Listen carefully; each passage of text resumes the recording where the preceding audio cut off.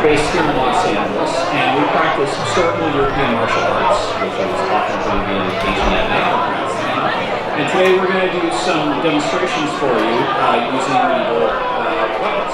So we have a number of replicas over there on the tables. You're welcome to take a look at those. And after the demonstration, any of our performers will be more than happy to answer any questions.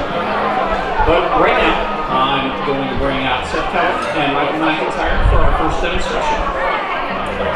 So their demonstration is going to be on the use of the longsword. The longsword as a weapon is used on two hands. So I think we have a sharp one. Yeah, so we've got a sharp one. So just walk around the outside.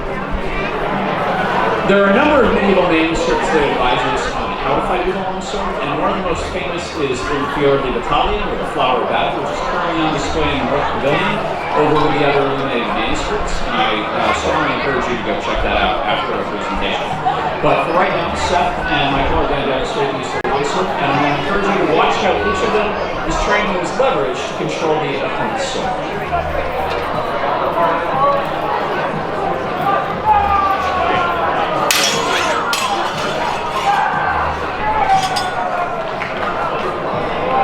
So that maneuvering for leverage that you were saying, that's called winding, and that's how each of them tries to get control of the fight. So not all these techniques are going to carefully keep the opponent at a distance, however, and in this next exchange, you're going to see them get a little bit closer.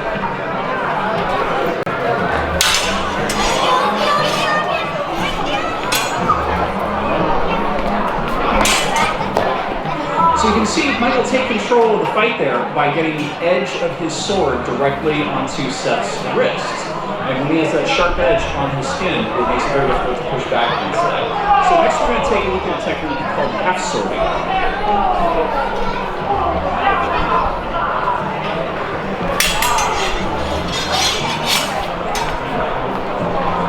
So half swording is what Seth is doing right there. You can see that his left hand is up on the blade of the sword, and he's kind of using it like a spear. It gives him more control over the point.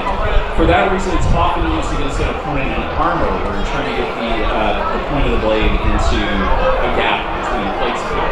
So these extended exchanges can be fun to watch, but usually when one is a fight, one wants to end it as soon as possible. At the Academy of Arms, we study what is called the Lichtenauer School, and one of the key elements of the Lichtenauer School is a set of techniques called the Meisterhöhe, or the secret cuts, or the master cuts. And they're intended to end the fight as quickly as possible. And right now, Seth and Michael are going to demonstrate one of those techniques. It's called the shield hack. So you can see how Michael has used leverage. He's got the strongest part of his blade on the tip of Seth's blade. So, and that gives him control and allows him to move into that thrust. However, there's no foolproof technique, and so a skilled fighter can often find a counter to that. So that's another one of those master cuts I mentioned. This one is called the Starkout. So finally, let's take a look at what a slightly longer duel might look like, and I'm going to encourage you to keep an eye out for the concepts that I talked about before. The master cuts, leverage, winding, and half sword. Before we begin, Ian, the question may be, why precisely are we having a duel? Now there are 7 recorded historical reasons to have a duel. Any one of these could be the reason why I need to kill this rogue today. And for that, I say, wife, remind me why I'm fighting him. Heresy! Heresy? No, that was last Tuesday. Oh, that was no perjury! Perjury? No, that's next Wednesday. Oh. Why am I fighting you today? Betrayal. And latte. Not strictly one of the 7 reasons, but I think everyone will agree. Heinous in its own right. How that be?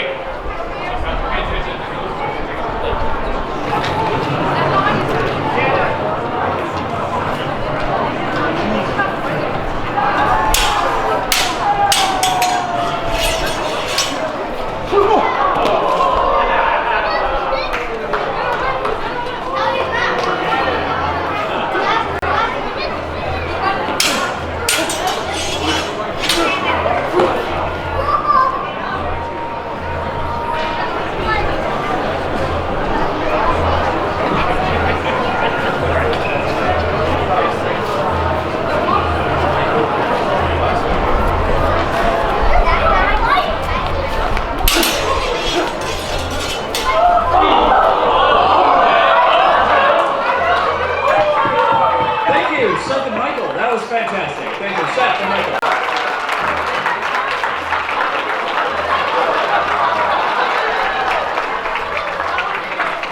Alright, so now I'm going to bring out two other members of our school. That's Dan Putnam and Harry Levinson. They're going to come out, and you can see that they are wearing modern safety gear. That's because they're going to engage in some unscripted full speed stuff. So everybody please give them a little bit of room. I'm just going to let them do their thing, and I'll try and offer a little bit of commentary as we go on what we're seeing. Okay? So.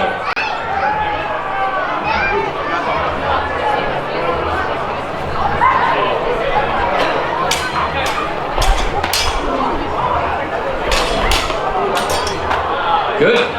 So, Heather, very nice. Thank you. Let's go again.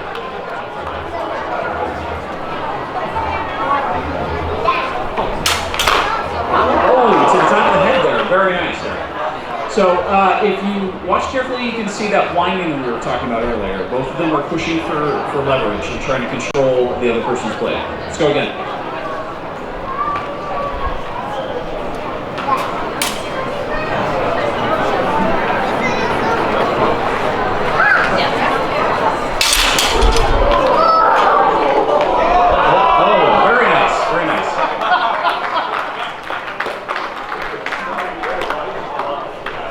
So this isn't always nice and friendly and clean, so it's okay to grab the other person's arm, as you just saw in there. You may have also noticed that Dan entered the fight with his point down low. That's called the fool's guard, often used to try and get the opponent to attack first. Let's go one more.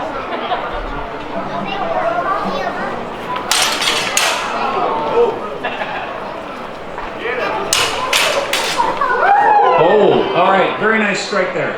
So thank you very much, Dan and Harry, that was great.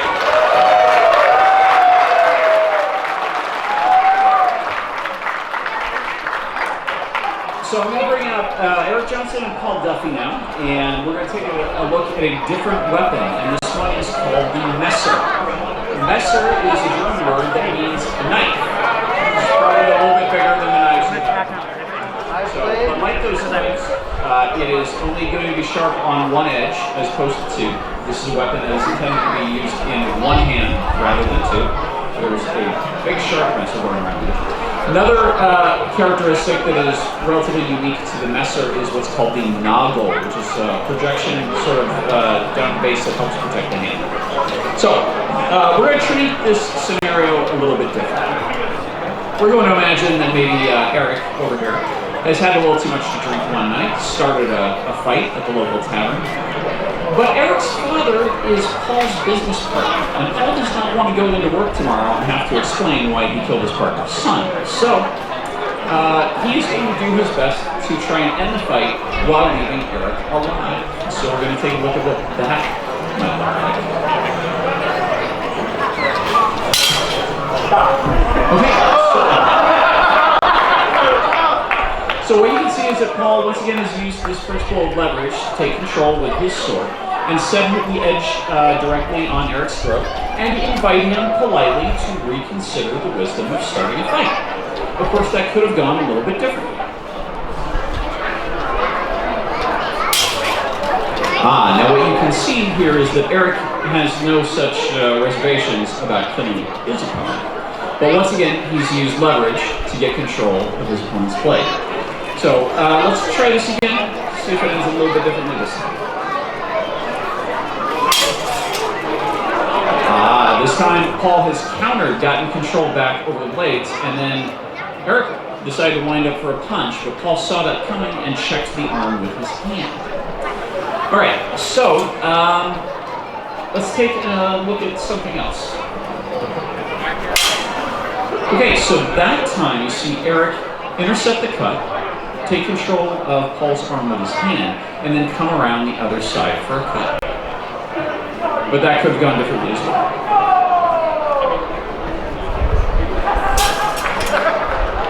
Okay, now I think the interesting part here is over on this side. Could you guys rotate a little bit so the audience can see? So So what you saw is you saw Paul counter the initial cut, take control, do sort of a wrap on Eric's arm, and then bring the point up to his throat, and again, invite him to maybe stop the fight at this point. So let's try another one.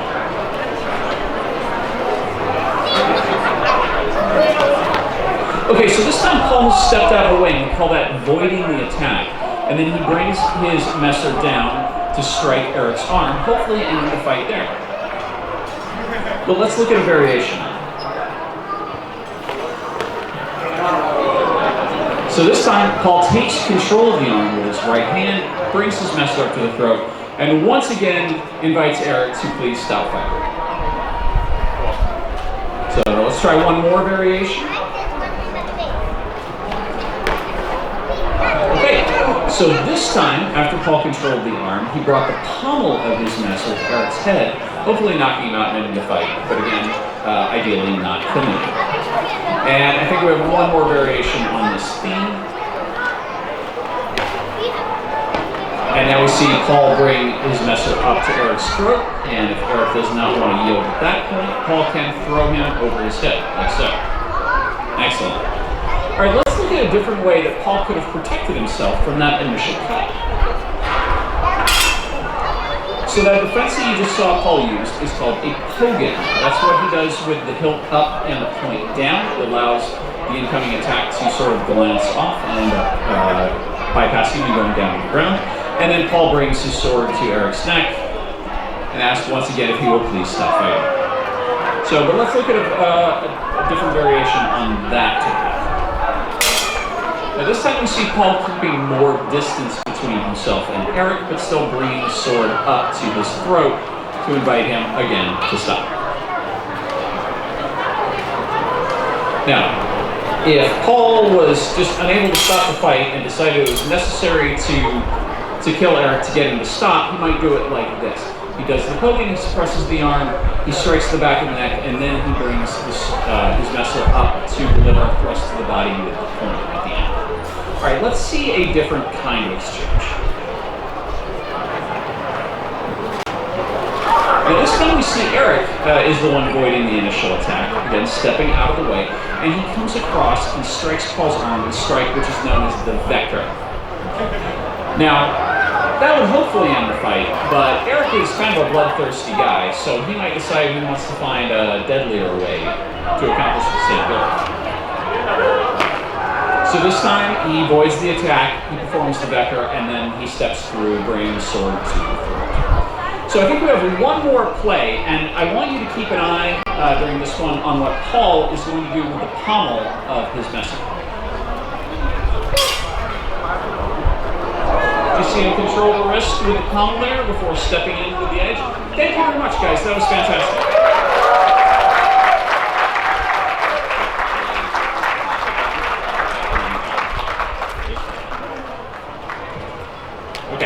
So I'm going to bring out Ian Siegman and Kayla Maurice at this point, and they are going to give us an unscripted, full-speed demonstration of the use of the messer. Once again, please give them some room, and I will try to add a little bit of commentary as we go along.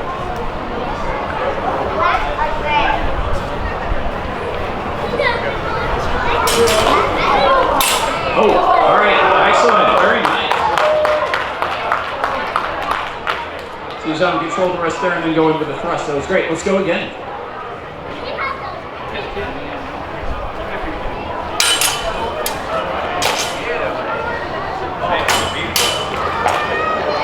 Oh, very nice. All right, so you saw Kayla take control of Ian's messer there with her hand. Now you can do that safely even against a sharp blade if you've got a leather glove on. Let's go again.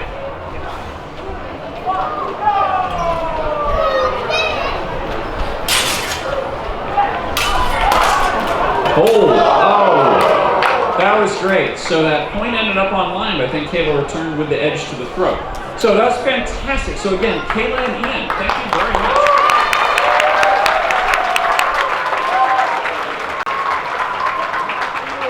All right, this next one's a real treat. The plays you're about to see come from what is the oldest known manuscript on medieval European swordsmanship.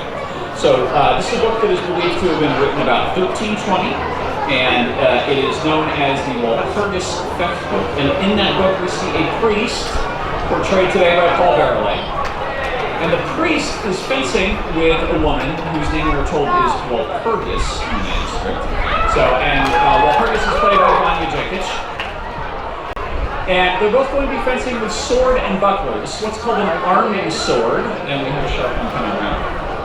So that's a sword that's meant to be used in one hand, and then we have the buckler, which is a small shield. And this is a combination which you would commonly see used around that time, and carried commonly as a means of self-defense. So, as we have the sharp out there, let's see how this goes.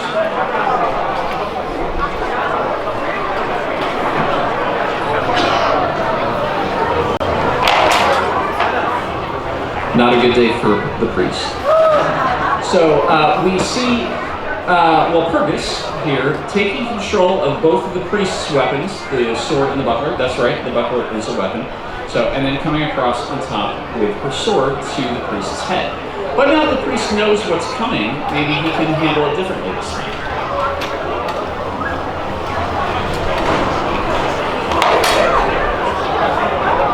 So, you saw the priest offset that first attack, but Walpurgis simply came around to the other side with her sword. So, priest may want to try something else this time.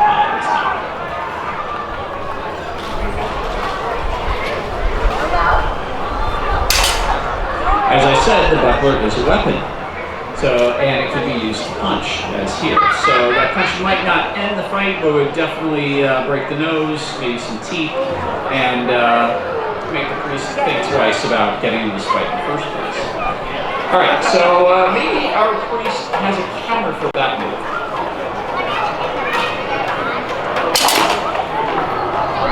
Alright, so as you can see, our priest didn't get punched in the face this time, but Walpurgis seems to have found his arms with the sharp edge of her sword, and that will almost certainly end the fight very quickly. Alright, so let's take a look at another play, and you're going to notice that Walpurgis has her sword back, held behind her in this one. This is a special technique that we see in the Walpurgis manuscript. It is probably meant to try to bait the priest into attacking first. Let's see what happens. So this is, again, that winding that I talked about earlier. This is Walpurgis using leverage to control the priest's sword, void the attack, and come in with the point. Alright, so maybe our priest can respond to that in time, now that he knows what's coming. Well, he avoided the first attack, but he got punched in the face again. Starting to feel bad for our priest here. So, alright. This time the priest is going to hide the point of his sword behind the buckler. And this is an attempt to keep his opponent guessing about exactly where the attack is going to target. And it still didn't go too well for the priest. So, alright. So, can we try one more variation on that? Maybe the priest will get it right this time.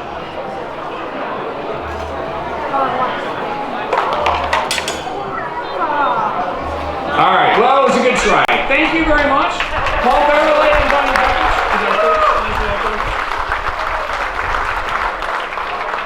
So, I'm going to go ahead and bring out Sean Ellis and sing Wonder. We're going to have another lasso demonstration, but as you can see, this one's going to be a little bit different. So, they're going to be working in armor. Now, in armor, you have to fight differently. So you can strike and cut at each other. But as you can see, not a whole lot is being accomplished here. So when you are fighting someone in armor, what you have to do, rather than just cutting, so you can target particular openings with the point of the sword. And for that, it can be very useful to use this half-swording technique that we talked about earlier, using the sword like a spear, putting one hand up on the blade, in order to find those small gaps between the plates of the armor, like the armpit, for example.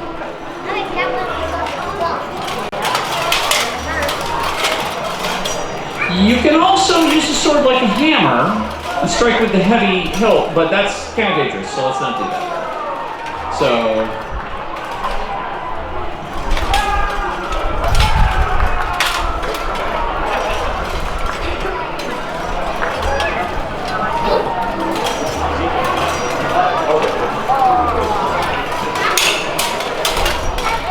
and there is that half sword again. So from that position, they can target the gaps in the armor. So that might be the throat, the eye slit, under the arm, down lower, the groin, the foot, the ankle, the back of the knee, any of these spots.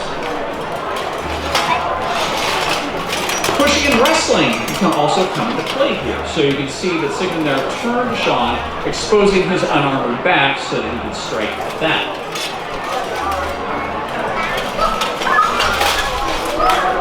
Now here we see Sigmund putting Sean in an arm lock. So the armor is not going to protect him from that, and then he can break the arm. This time he went for the arm lock again, but Sean, anticipating that, moved into a throw.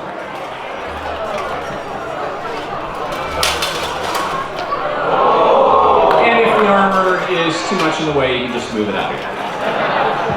Alright, so let's go ahead and do a little bit of unscripted work here, so if you guys are up to that. So I'll try to give some commentary.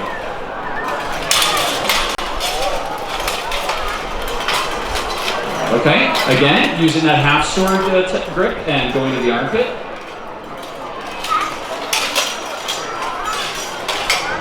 There again, we see seeking the armpit, but also striking with the pommel to the head. And of course, there's always the surprise dagger to the back of the neck. All right, thank you guys. That was great.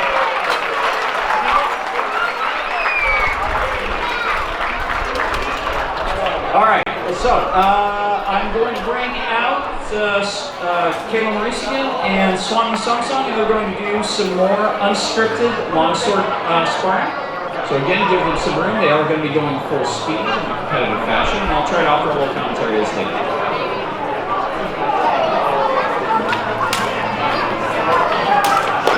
Oh, very nice. Okay, top of the head there. All right, let's go again.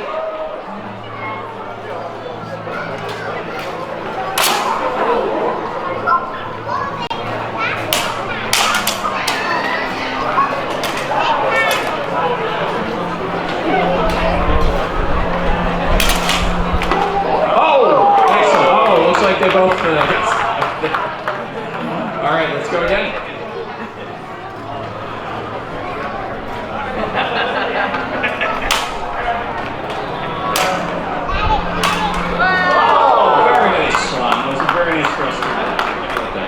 All right, let's see one more.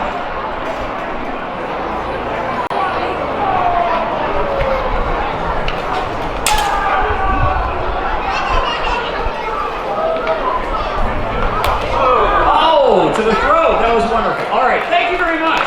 Kayla Swan, that was great. Thank you very much for coming to our presentation today with the Academy of Arms. So there's literature, and there's also, again, the replicas over on the tables. Our performers will be more than happy to hear any of your questions. I want to give a special thank you before you go to Ken Patton, who did all of our costumes today. And they look amazing, so thank you, Ken. So, and have a lovely day for the rest of your day today. Hey, good afternoon. Welcome to our medieval combat demonstration.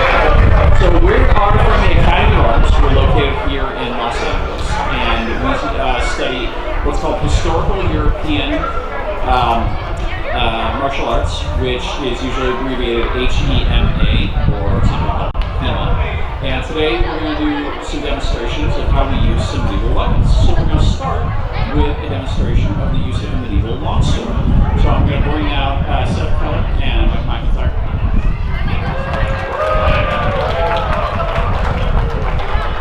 So the medieval longsword, if you can hold that up, was intended to be used with two hands. There are a lot of medieval manuscripts that tell us how to use the longsword. One of the most famous is actually called the Flower of Battle, and is currently on display here at the Getty over there in the North Pavilion in the illuminated manuscript section. And I would strongly encourage you to go and check that out after our presentation. We have a sharp longsword coming around if you want to take a look at that. So by the way, we have a number of replicas of different weapons. They are on the tables over there.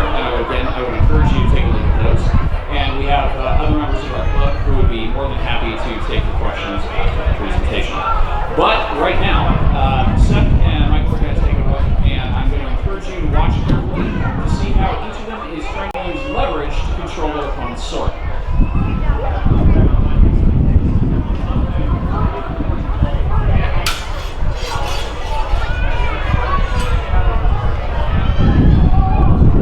So you probably noticed each of them trying to use leverage to push the other person's sword aside and get control of the blade. I call that blinding, and that allows you to keep yourself safe and present a threat. Now, not all these techniques are going to carefully keep the opponent at a distance, and in this next exchange, we're going to see them get close up.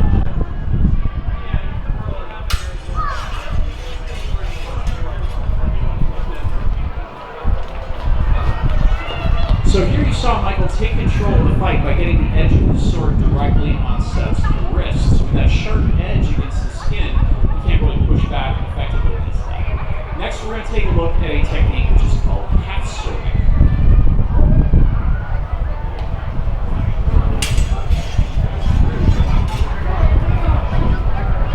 So when Seth grabs halfway up his blade with his left hand, we call that half swording. He's using the sword like a spear. So that gives him more direct control over the point. For that reason, it's often used when an attacker needs to find a gap in their opponent's armor. Now, these extended exchanges can be interesting to watch, but one usually wants to finish a fight as quickly as possible. At the Academy of Arms, we study what's called the Lichtenauer School, which has techniques called the Meisterfeuer, the secret cuts, or the master cuts, which are intended to get control of the fight and end it as quickly as possible. And right now, Seth and Michael are going to demonstrate one of those. It's called the shield power. Now you can see that Michael has all the leverage here. He's got the starboard part of his blade down at the tip of Seth's, and that gives him control and allows him to move in for the thrust. However, all techniques can be beaten, and maybe we're going to see a response to that. The shield power right now. So this time, Michael came in with the same kind of shield mount, and Seth came around the side with another one of those secret cuts that's called the Zwerghack. Alright, let's take a look at what a slightly longer duel might look like. I'm going to encourage you to keep an eye out for the things that we've been talking about before: half swording, blinding, leverage, and the master cuts. Before we begin, however, I will say, why would we be having a duel? There are 7 historically legitimate reasons for having a judicial duel. And this particular rogue, this knave, this horrid man has committed the sin of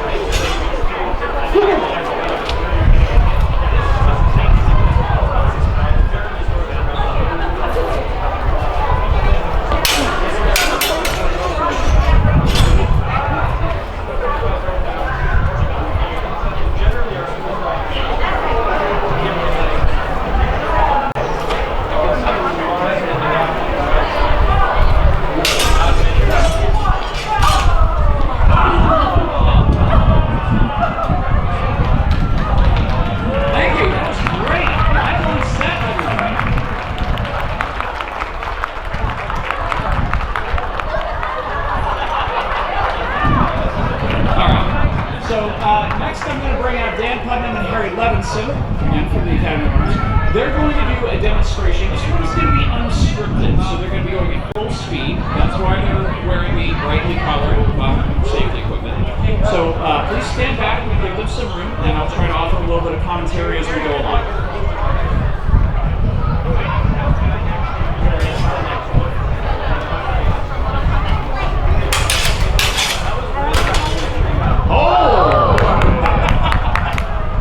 Great, so you saw Dan take Harry's sword away. That was very nicely executed.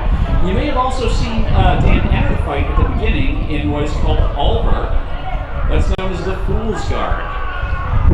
So it makes your head look exposed, maybe tempts your opponent into attacking. All right, let's go again.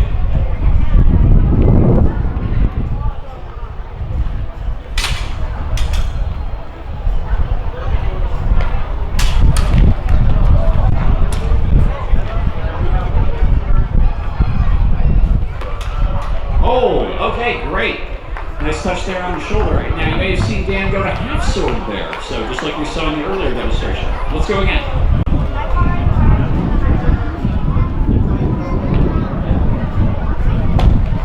Oh, all right, good cuts going on there. Fantastic. So let's see one more.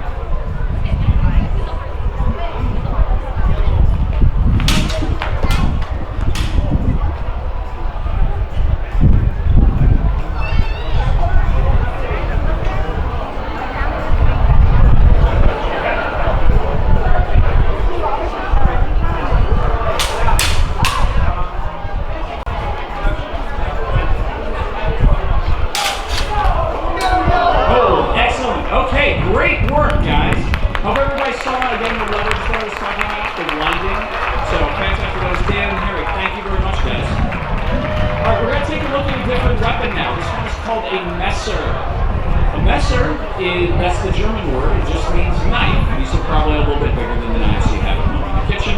So, but like those, they are sharp only on one edge.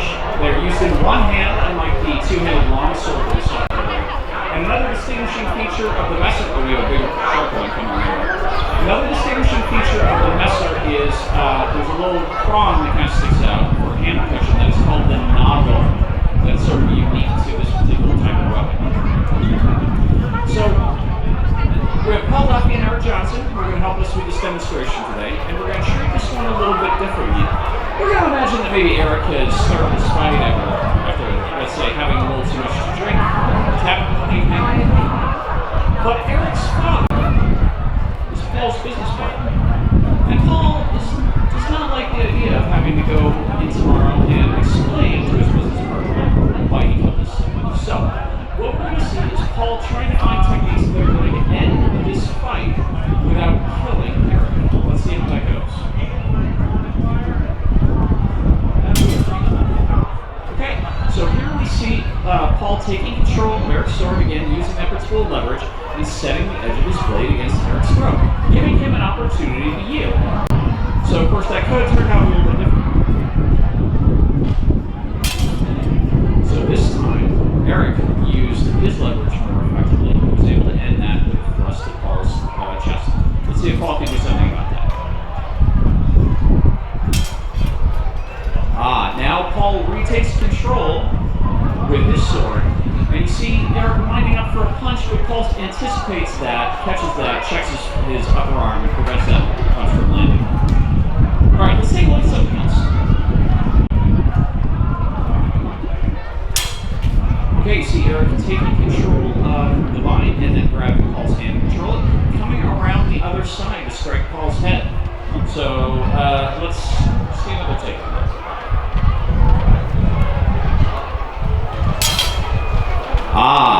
Now this time, you know what, guys? I don't think the audience can see this terribly well. Can we rotate? So you see that Paul was able to get control of Eric's arm, wrap it up, and then he's able to present the point. Once again, giving Eric a chance to surrender and end the fight without someone having it. So, let's see something else.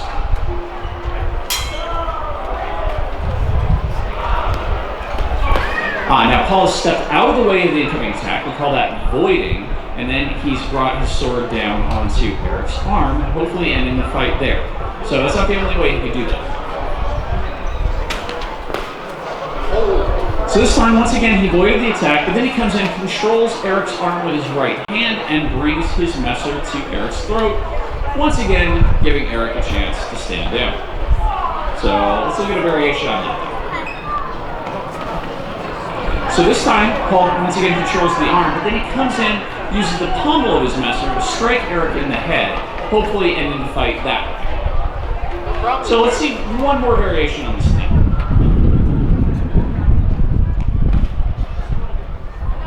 So this time the sword once again ends up on Eric's throat, but if Eric doesn't yield, Paul can turn that into a throw over his head. Alright, let's look at another way that Paul can protect himself from that original cut. So the defense that Paul just used is called a Hogan, where he held his sword up with the point down. He allows Eric's attack to glance down off that. He comes around over the top, bringing his sword to Eric's neck, and once again encouraging him to stop fighting. So here's another way that he can do that. You saw that Hogan again. So, but this time he, instead of going to the neck, he went to the hands to disable it. So let's try one more variation of that. Now, Paul gave up and said, this guy's not going to stop fighting. I'm just going to have to kill him. He could go like this. He could control the arm, he could bring the sword down on Eric's neck, and then he could follow up with a thrust to the body. Alright, let's see a different type of exchange. Now this time, Eric is the one who avoided the attack, stepping out of the way, and then he came across onto Paul's arm with a strike that is known as a backer. Now, Eric is, he doesn't really want to end the fight peacefully, so maybe he could try that again, but then a little more bloodthirsty way.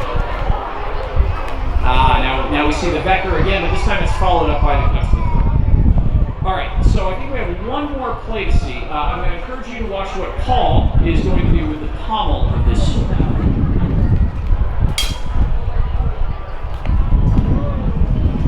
Alright. That was fantastic. Thank you guys very much. That was Paul and Eric. So that was a great ending. Thank you guys very much. Now, Ian Siegman and Kayla Maurice are going to come out, and they're going to give us a demonstration of the use of the messer. But this is, again, is going to be unscripted. So they're going to be going at full speed. As you can see, they're wearing modern safety gear. And again, I'll try to offer a little commentary as we go. So, take it away. Well.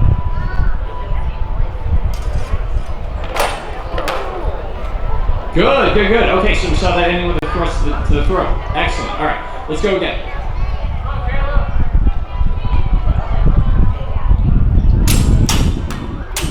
Oh, good. Cut to the arm there. Very nice. Okay, hold. Reset. Let's go again.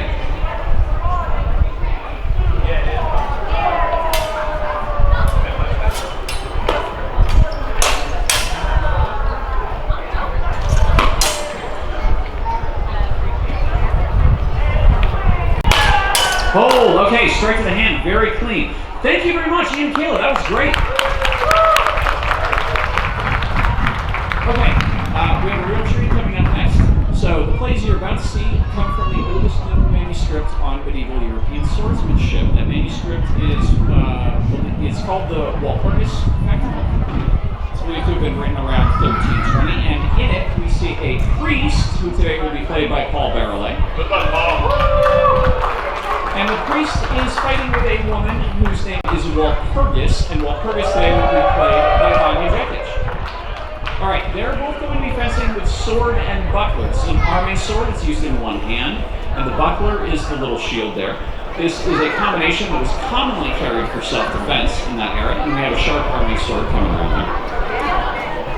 And as soon as the sharp-edged weapon is out of the way, we'll see how this goes.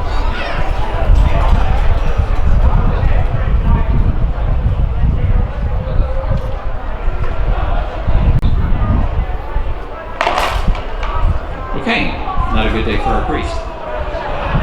So, as you can see, Walpurgis controlled the priest's weapon and buckler with her buckler, and then came across onto the top of the head. But now that our priest knows that that's coming, maybe he can deflect it this time. Let's try it again.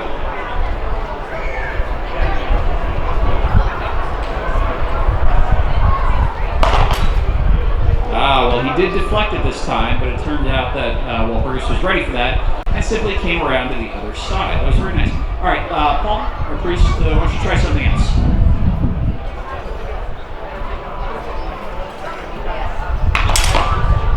So that buckler, as you can see, is also a weapon. The real thing would have been made out of metal, and getting punched in the face is probably going to ruin your day. Our priest is going to have a broken nose, broken teeth, something like that.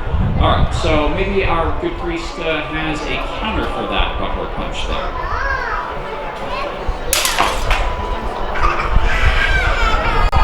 Well, he avoided the punch to the face, but I don't think his day is improved.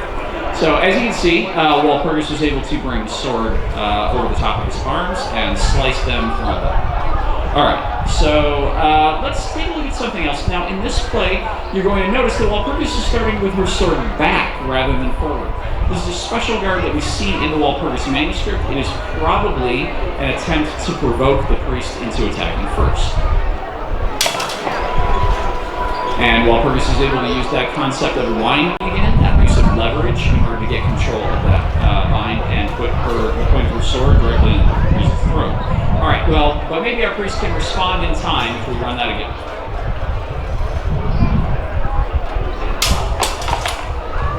Or maybe he's just going to get that buckler. All right, so for this next play, our priest is going to hide the point of his sword behind his buckler. This is in an effort to try and confuse his opponent about exactly where the next attack is going to come from. It did not work. So as you can see, she was nonetheless able to control our priest's sword and buckler again with her buckler and come over the top.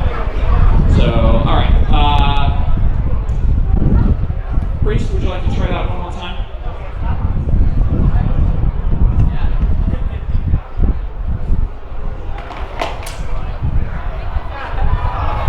Just not a good day to be a priest. All right, thank you very much, Vanya and Paul. That was fantastic. All right, coming out next we have Sigmund Wormdorf and Sean Ellis, and they're going to come out for a demonstration of the use of the longsword, which we saw at the beginning. But this demonstration is going to be in armor, and we're going to talk about how that changes the nature of the fight.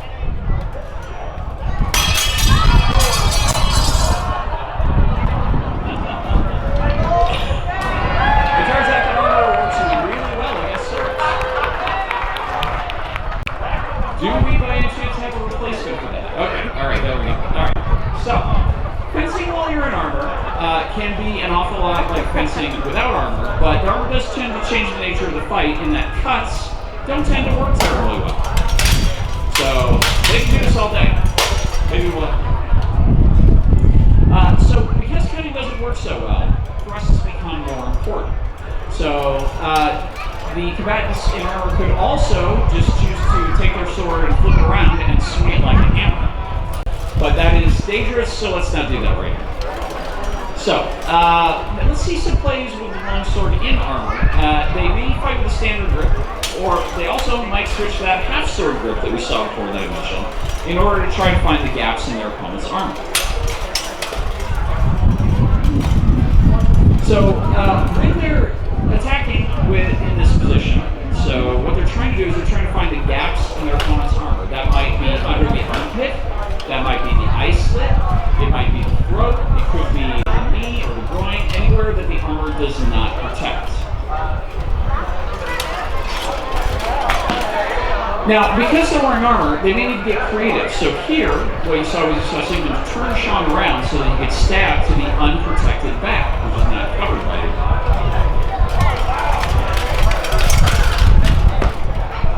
This time, you saw Sigmund turn that into an arm lock, where he would have been able to continue with that to break Sean's arm. The armor doesn't protect against that. Here we saw Sigmund go for that arm lock again, but this time Sean anticipated it and was able to turn it into a hip throw. Once you have an armored opponent on the ground, it is relatively easy to follow up and attack them where their armor does not protect them. So, and if you find your opponent's armor just too difficult to overcome, you just push it out of the way. Alright guys, Let's try a little bit of unscripted sparring. Let's give him some room.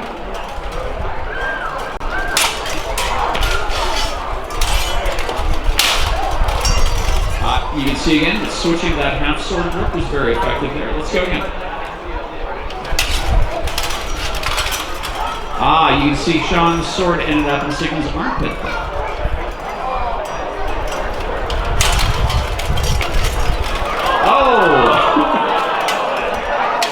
And there was the surprise dagger to the neck. All right, guys, that was fantastic. Sean and Sigma, thank you very much. All that material, by the way, is taken from the manuscript I talked about earlier. That's Flower of Battle. It's over in the North Pavilion in the Illuminated Manuscript section. And next, I'm going to bring out Swan Song and Kevin Reese. And they're going to do another unscripted longsword demonstration, so give it a little space. I'll try to offer a little commentary as we go.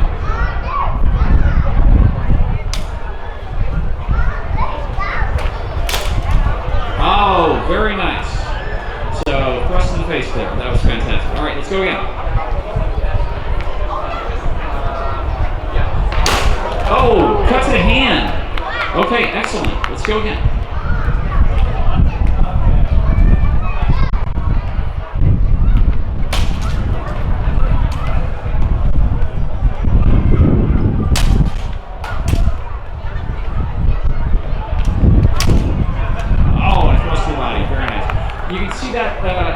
Jockeying for leverage there. Again, that's that wind that we talked about earlier. Let's go one more time.